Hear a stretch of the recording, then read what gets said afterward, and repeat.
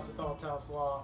I know normally when you see me I'm in dress clothes and talking about wills and trusts and all kinds of estate planning mumbo jumbo, but at Althaus Law we say that we plan for everything, and that includes the zombie apocalypse. So this is the first video of our series on our zombie apocalypse camper van build. So welcome to the ride. I hope you enjoy the show. Let's get started. This is the Ford Econoline E350, our choice piece for this camper van build. We decided to paint first, and to do that, the first step, sanding. Good times. Alright, so for sanding we're using the DeWalt Orbital battery-powered sander here.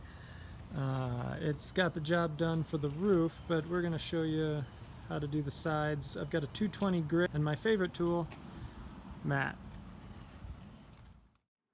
Unfortunately, prep is the most important part when getting ready to paint. I can't stress that enough. If you do not do proper sanding, cleaning, taping, sanding again, your paint job's gonna suck. Sorry. We did 2 days worth of sanding, cleaning, sanding again, and priming and taping. You'll get the joy of seeing it all. Get pumped. I know you're so excited. My wife has dubbed this girl the Red Venture Van. I call her Bessie. You can call her whatever you want. But on the things that matter, you have to keep in mind we are using truck bed liner to paint the van. We specifically are using Raptor liner. That means we don't have to worry much at all about swirl marks or getting a super fine wet sand. It makes things a lot easier in the end. The point is to get all the shiny spots off, but still not see any metal. When the vehicle looks good and terrible, you're well on your way.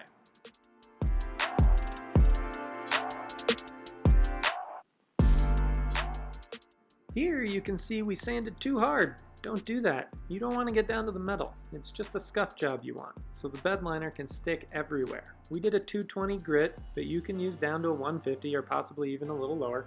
Side note, for those who aren't familiar, the lower the number on the sandpaper, the coarser it is and faster it will take the paint off. Be gentle to her. If you were doing a real paint job, you'd go through many stages of sanding with finer sandpaper each time. We don't care about that. So here we go. What we've got here are the fender flares. We did a hand sand on these guys, very light. See the difference here between the sanded one and the ones we have not sanded yet because they are still shiny. Want to get rid of that shine. Then we move on over to the super duper brush guard. We'll be hand sanding that as well as the bumpers. So all done sanding, and I can't stress enough that you need to wash it, preferably with the power sprayer, get all the dirt off and wipe everything down. Find those shiny spots and buff them out, and then when you get to like metal like this, we are going to hit that with a primer. Yeah, preferably just don't do that. It's a pretty light sand.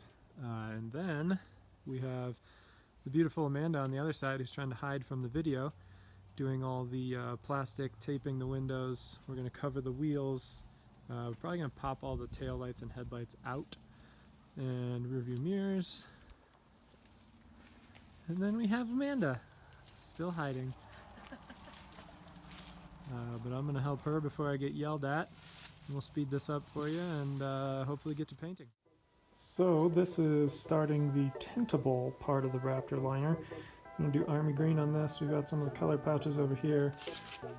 We got about 10 of these packs. This is what comes inside of it. This is the gun. I thought I'd show you guys putting it together. Not too hard here. These two pieces come together. Screw that guy in there. This is the piece we had to buy, which, as you can see, it's just the female plug, 1/4 inch. That is put on right there. We're gonna have to screw that down, make sure it's super tight. You don't want air leaking out. That's what connects to the air compressor. This just goes down into the bottle like so, and spray. So we're gonna pour a little bit of hardener into the Raptor liner, mix the color, pack it in, shake it for 2 minutes, and start spraying. That is literally all there is to it. Cool. See you out there. Before we can paint, we need to hook up our cheapo air compressor. This one is a 21 gallon. You can use a smaller version like this little guy right over here, but I don't really recommend it, as you need to keep about 50 psi in the line at all times. The bigger the tank, the easier that is to do. These little guys just don't hold the pressure as long. Here you can see the full tank pressure, but it's the other gauge we are worried about. This is the pressure in the line, and that's the one we've adjusted to 50 for this project. The lower the pressure, the thicker the truck bed liner will come out of the gun, and we've got way too much line all the way out to the project. You get a super quick overview of painting the trim here. The black went on very easy, and we ended up using 2 to 3 bottles to cover both bumpers, the brush guard, and the trim. Not too shabby, as the whole thing comes in packs of 4. Painting the actual van was a different story. The roof alone took 3 bottles, which scared the crap out of us since we weren't sure we'd have enough for the whole thing. However, we ended up using 8 total bottles to cover absolutely everything. It worked out pretty good.